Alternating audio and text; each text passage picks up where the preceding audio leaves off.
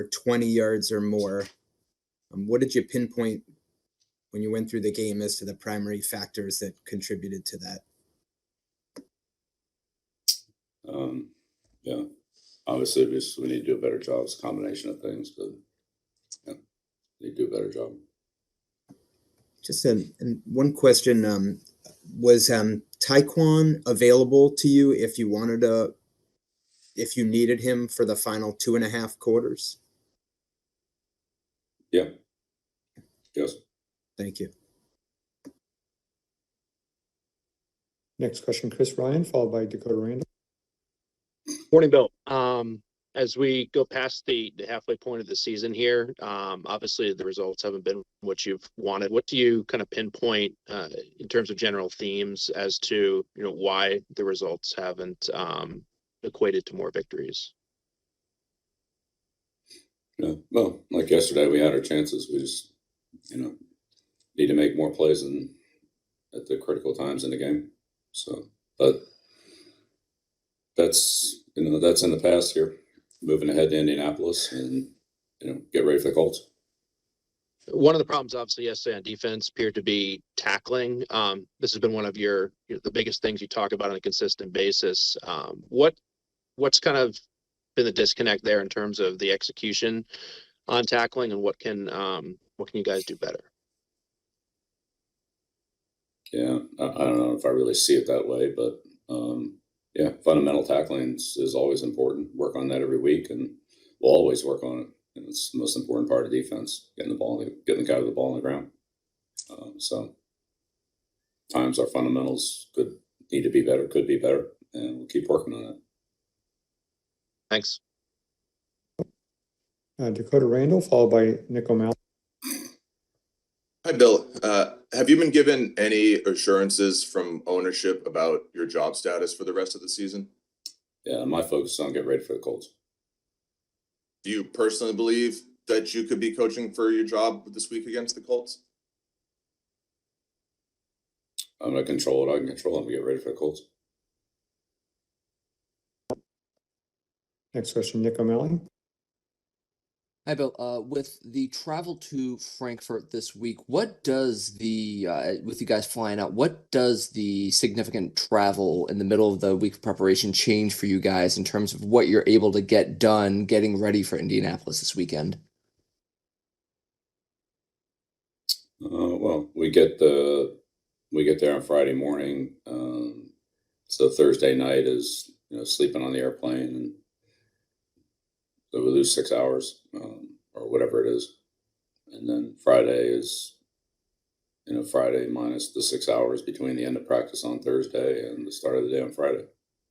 So similar situation what we had in our other games in London. So be on that kind of schedule.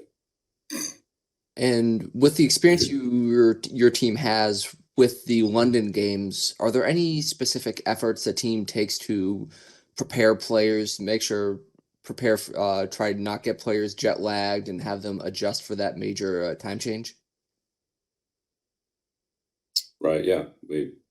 We'll talk about that with them this week. We've obviously experienced it and looked at other teams out of the situations and tried to gain as much as we can from that. But I mean, it is what it is. You can't change what the situation is. But yeah, try to minimize it and do the best you can with it. So yeah, that's what we'll do. Is jet lag an issue you see with players trying to get ready for a game that's based on their body clocks much earlier than usual? Yeah. Again, the schedule changes in this league. There's Thursday games. There's a Europe game. There's Monday night games, the Sunday games, and so forth. So those variances in the schedule are what they are. Thank you. Chris Ryan, followed by Mike Reese. Hey, Bill.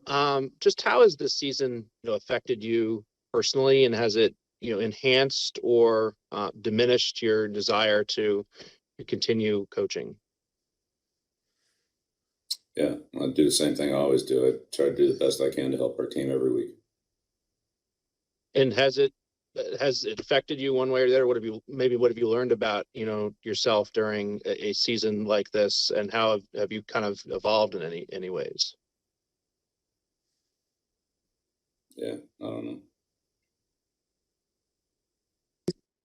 Thanks. It's like the final question to Mike Reese.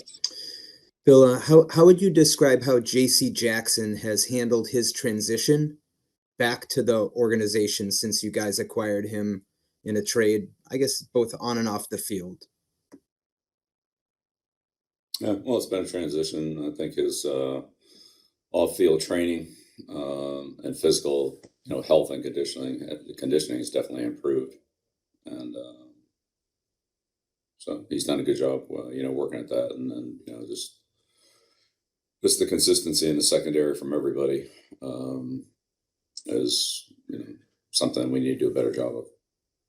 I was going to ask the same question about Jack Jones, just in terms of his transition coming back from IR and what you've seen from that, both, I guess, on and off the field. And the reason I ask is, yesterday, obviously he wasn't involved in the game early, and he was on the sideline, and it's always, I'm curious if you see him engaged at the level you want to see him engaged, because sometimes to the outsider, which obviously I'm not on the sideline, didn't always look like he was necessarily fully engaged. I'm curious what you've seen from that. Yeah. Look, everybody, all those guys, we played all the corners yesterday. There's a certain way we played them. That's varies from game to game.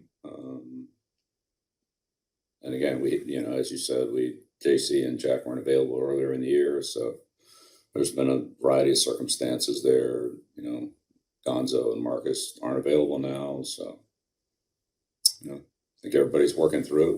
We need to, coach better, play better, and play more consistently. Thank you. Thank you, Coach. Thanks, everyone.